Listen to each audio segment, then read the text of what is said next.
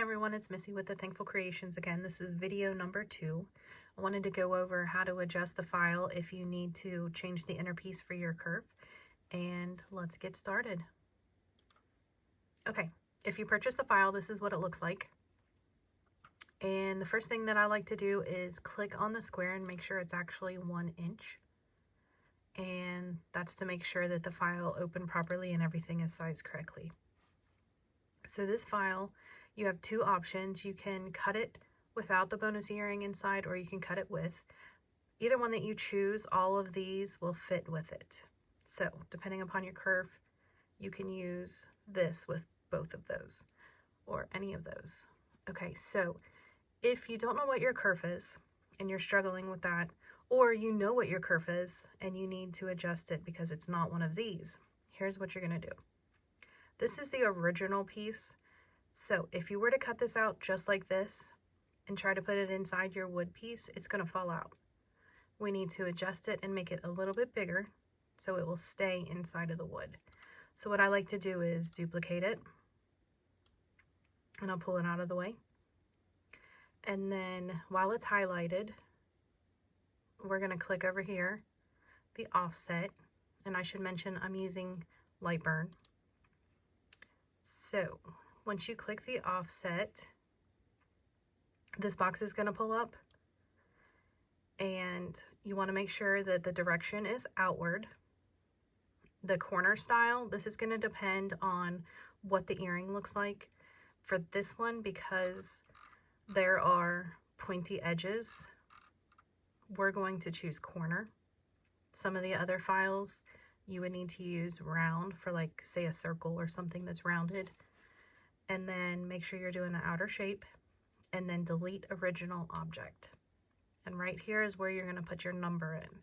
So if you don't know what your kerf is, you cut out the 1 inch square, you measured it, you took 1 minus whatever your measurement was, and you tried that as your kerf, and it didn't work. That was totally my experience also. That's a good starting point, but it did not work for me. So what I did was I offset it for whatever that number was. I'd put that in here. So 1 minus whatever you measured that square as. That's the number you're going to put in there. And then you're going to offset it, and you're going to cut this out.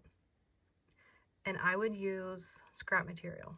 If you don't have scrap material, use the cheapest wood that you have. Use clear acrylic, which is the cheapest. And you're going to have to practice. There is no perfect way of doing this without practicing, in my opinion. You're just going to have to do it. Okay, so whatever that number was, you're going to put it in here, the difference. And then you're going to click OK. And now you're going to cut this piece out of your practice acrylic. Whatever acrylic you have the cheapest of. If that worked, that's your kerf. If that did not work, and it's probably not going to, if it's too big, you need to make that number smaller. If it's too small and it's falling out, then you need to make the number bigger. So once you've already adjusted this piece, you're not going to use it again. If that did not work, delete it. We're going to go back, and we're going to take the original piece again, and this is how you're going to do it until you find the right kerf. Take the original piece again, we're going to offset it, and let's say we tried the 0.91, and it's still too small, it's falling out.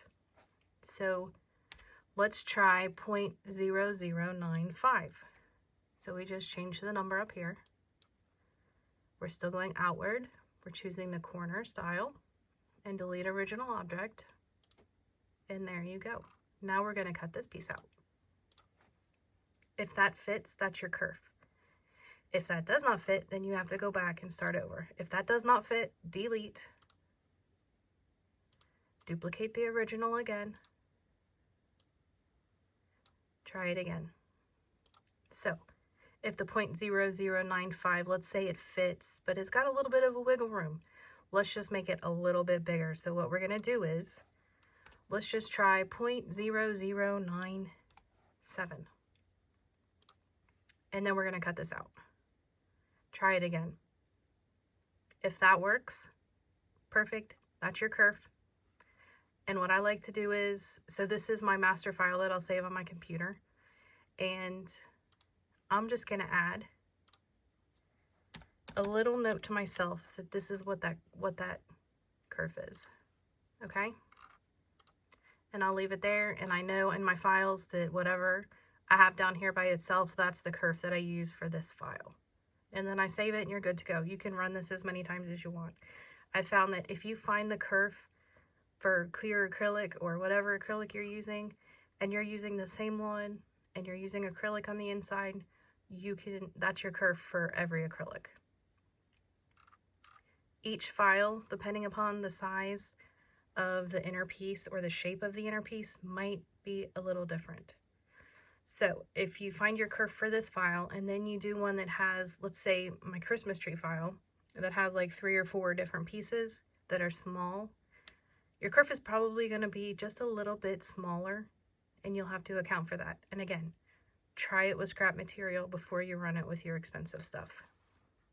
I hope this helps, and if you guys have any other questions, please let me know. I'll be happy to answer them. Thanks.